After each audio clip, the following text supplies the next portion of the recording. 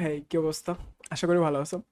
তো আজকে একটা মানহা নিয়ে কথা বলবো। মানহাটা নিয়ে আমি আর পরে কথা বলতে চাইছিলাম, কারণ এটা নিয়ে অনেক ভালো মতো একটা ভিডিও, ডিটেলড ভিডিও বানাতে চাইছিলাম।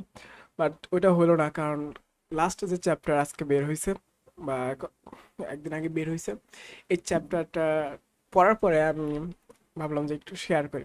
আমার যদি বলা হয় যে টপ যে মানহাগুলো আছে তার ভিতরে টপ কোনটা হবে, আমার চয়েসের ভিতরে সেখানে থাকবে পিক মি আপ ইনফিনিট গাচা। এটা গাচা নাম শুনে অনেকে বুঝবে যে এটা গেম রিলেটেড। তো হ্যাঁ, এই মানাটা গেম রিলেটেড। এই মানার ভিতরে গেমিং সিস্টেমে যেরকম ক্যারেক্টার নিয়ে প্লে করতে হয়, বিভিন্ন ফ্লোর পার করতে হয়, তো এরকম ভাবে এই স্টোরিটাও এরকম, যেখানে আমাদের মেন ক্যারেক্টার সে রিয়েল লাইফ থেকে এই গেমের ভিতরে চলে যায় কোনো এক কারণে। তো এই মানহাতে অনেকগুলো ক্যারেক্টার আছে।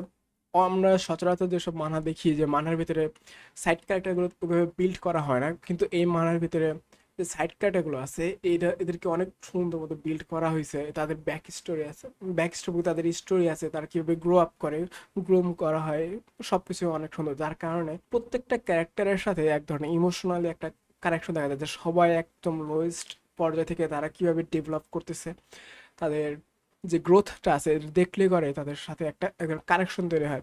তো প্রায় প্রতিটা এরকম সাইড ক্যারেক্টার আছে আমাদের, যেরকম অনেকগুলো আছে, 6-7টার উপরে।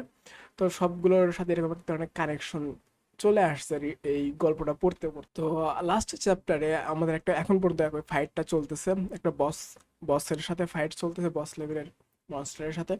তো এই ফাইটে আনফরচুনেটলি একটা স্পয়লার হয়ে যেতেছে যদিও, আমাদের একটা প্রিয় ক্যারেক্টার, মানে আমার একটা প্রিয় ক্যারেক্টার, সে ডেথ মানে মারা গেছে। এখন আমি ওইভাবে কখনো ফিল করি না যে একটা ক্যারেক্টার মারা গেলে করে ওইরকম তেমন কোনো ফিল আসার কথা না, কারণ মারা যাবে এটা স্বাভাবিক। এখানে যেহেতু সার্ভাইভ করতে হবে ফাইট করে করে, বিভিন্ন বাধা আসবে, স্ট্রাগল করাই লাগবে। কিন্তু এই ক্যারেক্টারটা মারা যাওয়ার পরে কেন জানি আমার অনেক খারাপ লাগছে। আমি ওইভাবে আশা করতে পারি যে এরকম ক্যারেক্টার মারা যেতে পারে, মানে এরকম ভাবে কখনো যে হিন্ট থাকবে যে একটা এটা মারা যাবে, এরকম কোনো হিন্ট নাই। হুট করে এইভাবে মনে করছেন চলে গেছে, মনে হচ্ছে সত্যি কেউ মারা গেছে এরকম, বাট না, সত্যি কেউ মারা যায়নি, মানে ক্যারেক্টার মারা গেছে মানার ভিতরে। তো এই মানাটা এরকমই অনেক হুক করে রাখে, এরকম ভাবে এইখানে ক্যারেক্টারগুলো বিল্ড করা হয়েছে। সো আমাদের একটা ক্যারেক্টার আছে যে নাম ইয়লকা। তো সে উইজার্ড, সে একটা প্রিন্সেস, উইজার্ড প্রিন্সেস। সে আমাদের আমাদের যে মেন ক্যারেক্টার জার্নি আসছিল, সেই জার্নির শুরু থেকেই, প্রায় শুরু থেকেই ছিল, এবং বিভিন্ন ফাইটে অনেক হেল্প করছে আমাদের মেন ক্যারেক্টার যে তাকে। বাট বাট লাস্ট যে বস ফাইটটা হইতেছিল, এই বস ফাইটের ভিতরে আসলে বসটা আসলে অনেক অনেক বেশি, অনেক কি বলে, বেশি পাওয়ারফুল।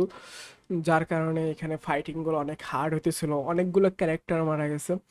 আমাদের যে প্রোটাগনিস্ট আছে তার পক্ষে, তার সাইডে অনেকগুলো ক্যারেক্টারই মারা গেছে এই ফাইটের ভিতরে, যেটা সত্যিই অনেক মনে করে আনএক্সপেক্টেড ছিল যে এইভাবে যে ডেথ, মেন ক্যারেক্টার মানে মেন ক্যারেক্টার পাশে এত ইম্প্যাক্টফুল ক্যারেক্টারগুলো যেটা খুব প্রয়োজন পরের স্টেজে যাওয়ার জন্য, তো ওই সব ক্যারেক্টারগুলো মারা দিতেছে এরকম একের পর এক।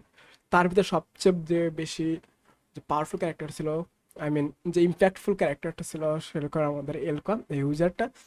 এবং তারও যে মৃত্যুটা, এটা আসলে অনেক অনেক স্যাডই বানাইছে আমার। এ নিয়ে এই গল্পটা আসলে অনেক অনেক ভালো, অনেক অনেক কোয়ালিটিফুল একটা মানহা।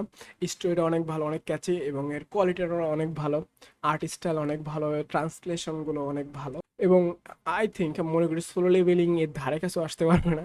এবং অন্যান্য যেসব মানহা আছে, যেমন টিবেটের কথা বলতেছে, টিবেট নিয়ে কথা পরে একটা রিভিউ ভিডিও আসবে। তো টিবেটেও আমার মনে হয় না এর ধারে কাছে আছে। আমার কাছে যদি পিক কোনো মানহা মনে হয় আপাতত যেটা রানিং চলতেছে, সেটার ভিতরে পিক মি আপ গাছা, পিক মি আপ আমার কাছে সবচেয়ে মনে হয় যে সবার উপরে থাকবে, কারণ এটা এতটাই অনেক পাওয়ারফুল স্টোরি এবং পাওয়ারফুল ক্যারেক্টার নিয়ে তৈরি করা হয়েছে।